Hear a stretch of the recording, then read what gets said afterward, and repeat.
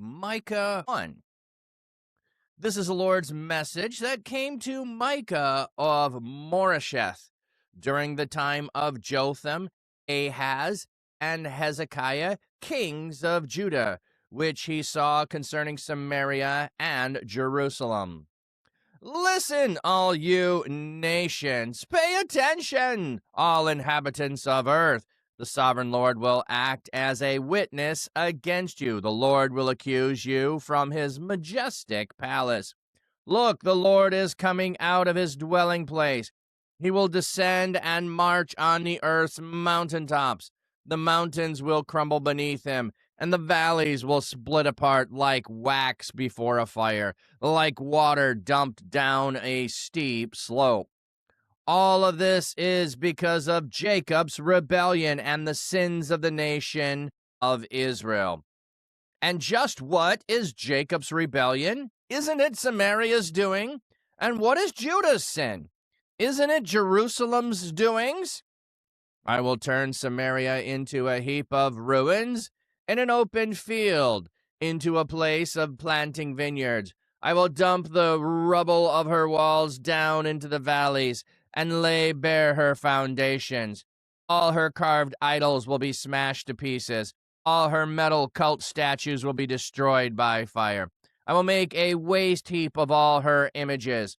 Since she gathered the metal as a prostitute collects her wages, the idols will become a prostitute's wages again. For this reason I will mourn and wail. I will walk around barefoot and without my outer garments. I will howl like a wild dog and screech like an owl. For Samaria's disease is incurable. It has infected Judah. It has spread to the leadership of my people and even to Jerusalem. Don't spread the news in Goth. Don't shed even a single tear in Beth Lephrah. Roll about in mourning and in dust. Residents of Shaphir, pass by in nakedness and humiliation. The residents of Zaanah have not escaped. Beth Ezel mourns. He takes from you what he desires. Indeed, the residents of Merath hope for something good to happen, though the Lord has sent disaster against the city of Jerusalem. Resident of Lachish, hitch the horses to the chariots. You influenced daughter Zion to sin. For Israel's rebellious deeds can be traced back to you. Therefore, you will have to say farewell to Morish Gath. The residents of Akzib will be as disappointing as a dried-up well to the kings of Israel. Residents of Mareshah, a conqueror will attack you. The leaders of Israel shall flee to Adullum. Shave your heads bald as you mourn for your children, the children you love. Shave your foreheads as bald as an eagle, for they will take from you into Zion. They are taken from you into exile.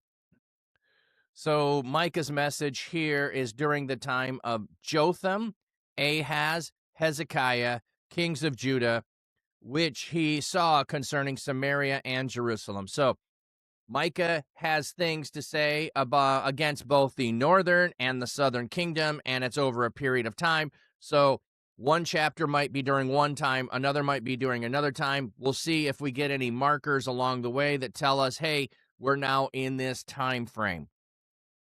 So pre-exilic and then later times in the southern kingdom.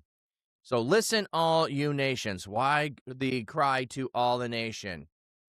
So they're going to bear witness to what God has done. Just because you are God's people doesn't get you off the hook if you are not obedient to what God has called you to do. He's made a covenant with you. You don't get to just get out of your side of it and say, well, we're just the chosen, so we don't have to do anything. No, that's not how covenants work. You still have your obligations to fulfill. So he's calling the other nations to witness.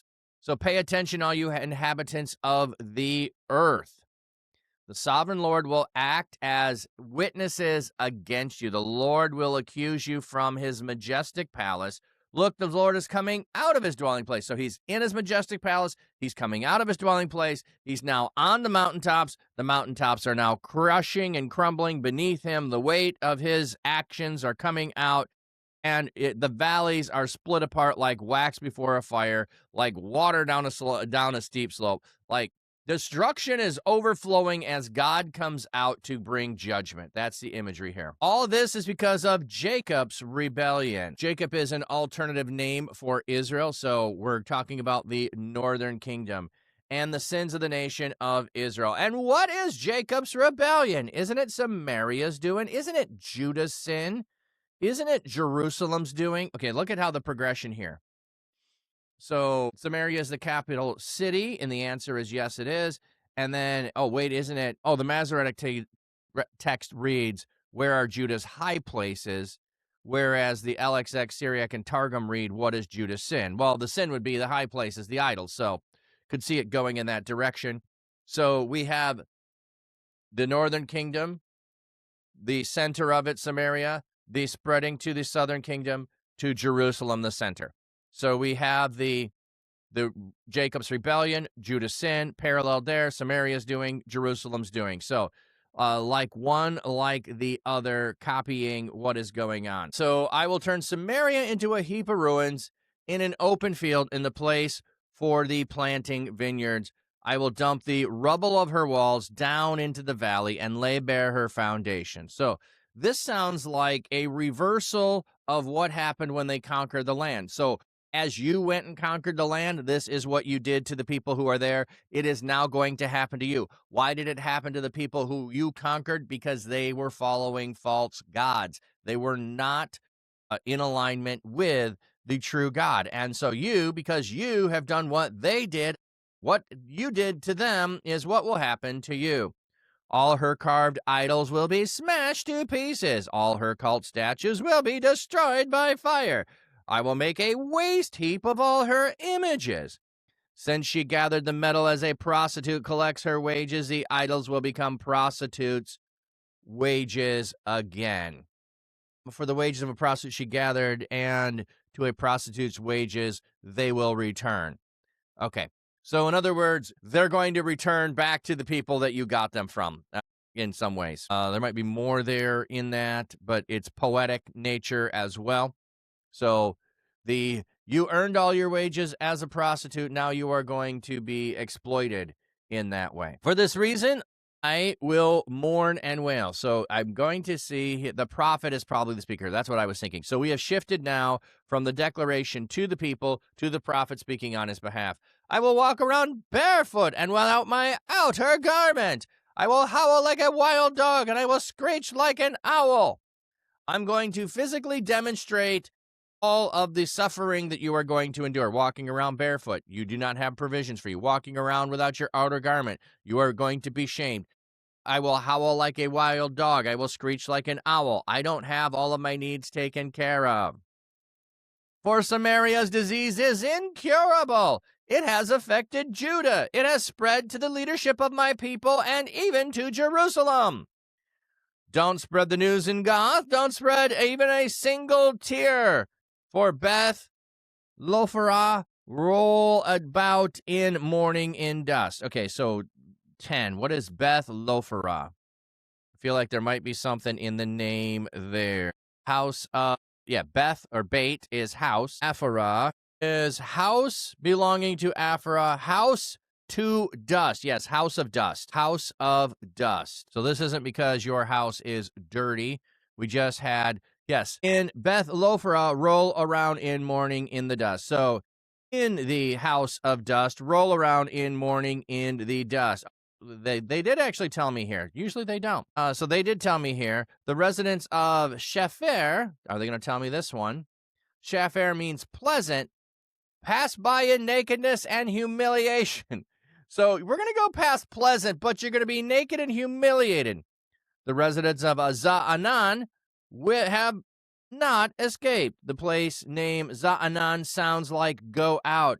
Have not gone out will not go out, dare not go out. So the residents of will not go out have not escaped. So see the wordplay that's going on here? Those who are in the house of dust will roll around in mourning in dust. Those who are in the place of pleasantness will pass by in nakedness and humiliation. Those that are in the residence of not go out have not escaped. Beth Ezel means house of nearness or house of proximity mourns. Okay, the mourning there, the lamenting Beth Ezel, the following words could be a lamentation offered by Beth Ezel. Okay, so Beth Ezel mourns. Here might be what Beth Ezel says.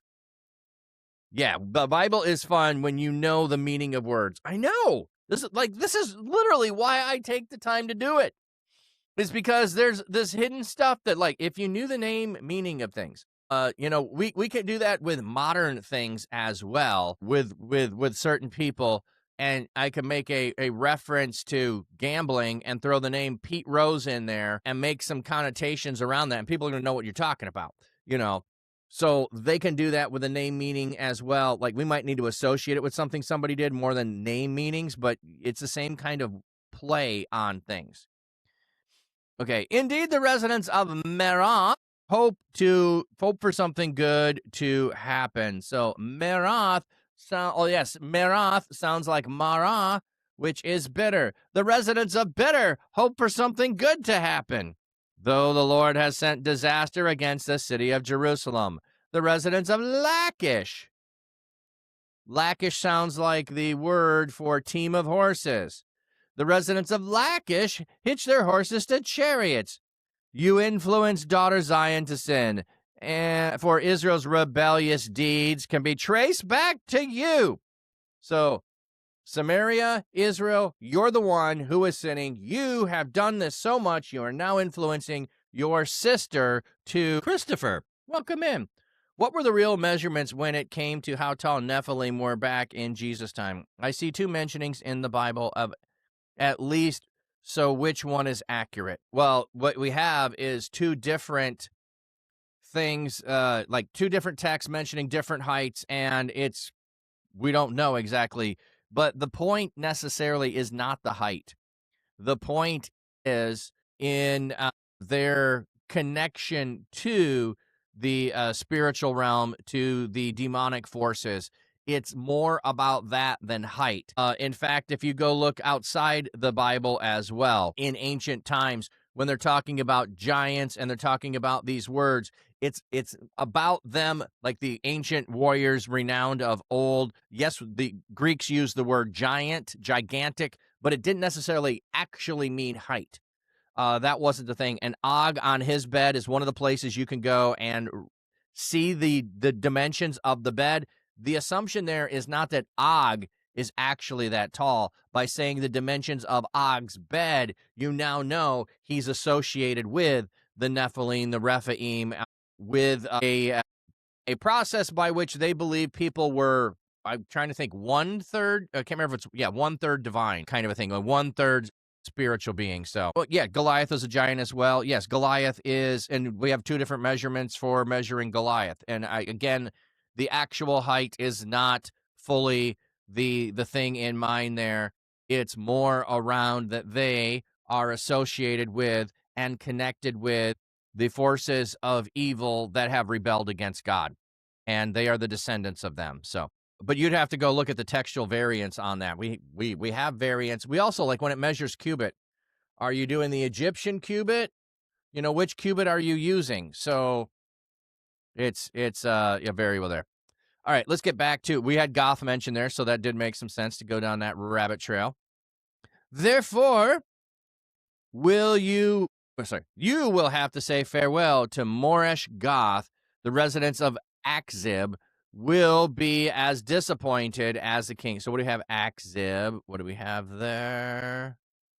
The place Akzib, place of dried up river. The residents of dried up river will be disappointed as a dried up well of the kings of Israel. Like the word plays continue here. The word plays continue. Residents of Mareshah A conqueror will attack you. So Marishah sounds like the word conquer. The residents of conquer. A conqueror will attack you. The leaders of Israel shall flee to Adullum. To Adullum, the glory of Israel go. This probably means the nation's leaders will run for their lives like David of old hid from his enemies in the cave of Adullum.